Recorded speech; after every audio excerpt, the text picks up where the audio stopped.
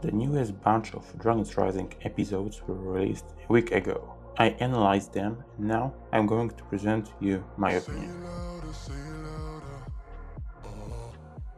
Hey guys, I'm Max, and let's get straight to the review of Dragon's Rising Season 4 Part 1. Dragon's Rising Season 4 Part 1 was released on Netflix on April 2nd. It directly continues the story of Season 3 without major time skip. The elemental monsters are released upon the merged realms, caused by the unstable social energy in the world after part of the Source Dragons left the council. We have team divided into 4 groups, each handling a different thing. Lloyd, Erin, and Euphrasia, who joins them on this adventure, are in the place called the Whispering Wood, a realm by itself, the very place of life's origins. There, the three meet the Archdragon of Life, who tells Lloyd he didn't reach his full potential yet. So he goes through a ritual of unrooting, where he meets his young self and a version of him that didn't exist. He technically fails the trial, but gets to know his true purpose. Moving on, we have Kai, Nea, and Jay, stranded in the land of madness. Jay wants to regain his memories, but doesn't know how. When the three stumble on a suitcase hidden by administration that contains Jay's old ninja suit and the form for hiding the evidence. So they go to the administration and Jay gradually regains his memory. Meanwhile, Sora, Frak, and Wyldfyre get into a village of Umbrasilvis, where they meet Frak's dad, Reginald Sliverbottom, which he is together with the Explorers Club. With help of Sora, Frak stands up to his neglecting father, and although Reginald explains his reasons, Frak doesn't forgive him. When the elemental monsters attacked, Rai got hit and almost dies. In the monastery Spinjitzu, Cole blames himself for being impatient and getting his soul drained in the previous season. He discovers Ras was in the monastery and defeated Rontu, who is in a terrible shape. Cole eventually goes into the city to get more info about why other ninja are gone, but gets captured. He gets to know the plans of the villains and tries to stop them, but fails. The main villain of these episodes is Empress Beatrix, who survived the season 1 events, but also was rescued post season 1 by Dr. LaRow, who is the loyalist leader. Her plan is to get revenge on the ninja and Imperium for dethroning her. She sends her loyalists to collect the parts of a weapon called the Weapon of Desolation. She almost gets her kingdom back, but the ninja stop her once again. So, what are the pros of this season? Definitely the character writing. The writers did a fabulous job with every character, giving them a purpose this season. None of them just is there doing nothing.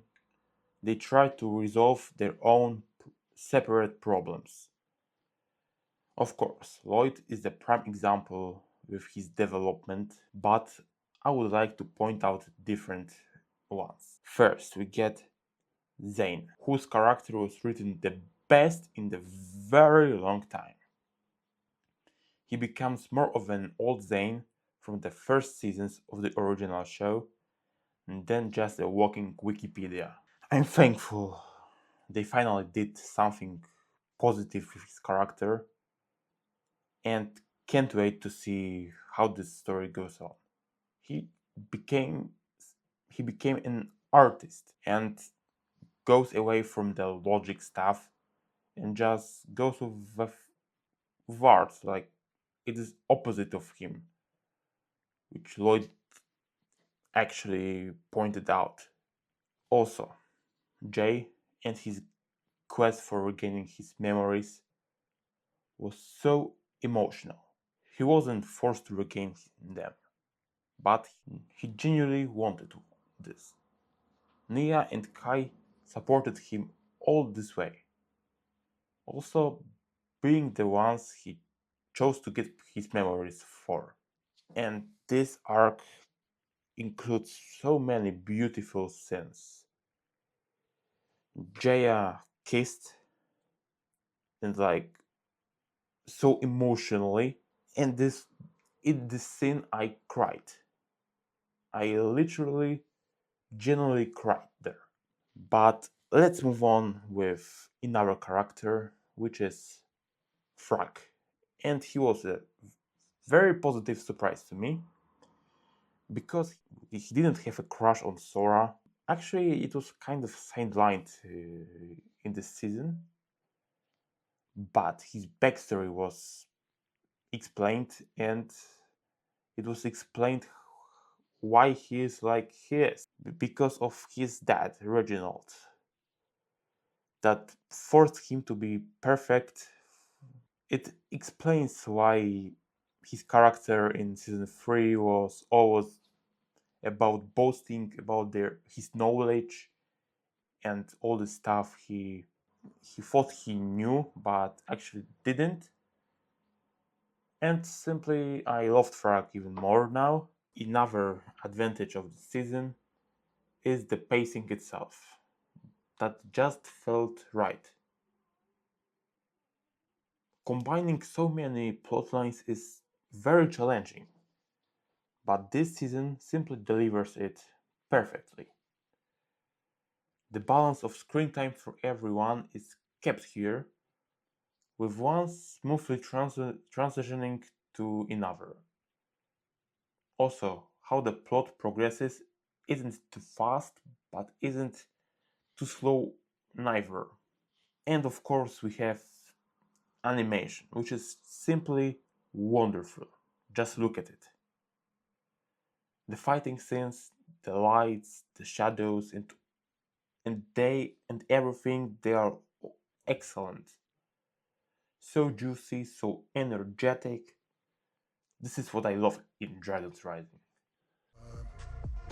If you feel like letting go.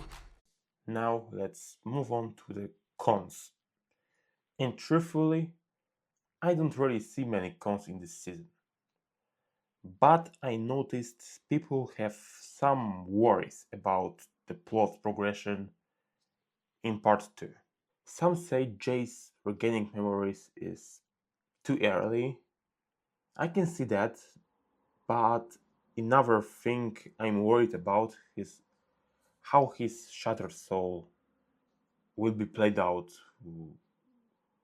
when what seems that he is back to his old self, but not really exactly the same, but mostly the same.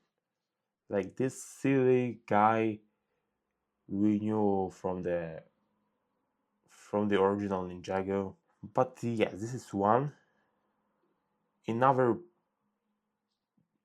actually, the second in the last one is that Pixal is being sidelined again. Like, she deserves so much more love from the writers. Pixel should be treated like the key member of the team, not some random ally that comes and goes. He has been the part of the team for like since the majority of the show, so why not making her main character? I simply don't know it to this day. Summing up, this is one of the best seasons Ninjago has ever got.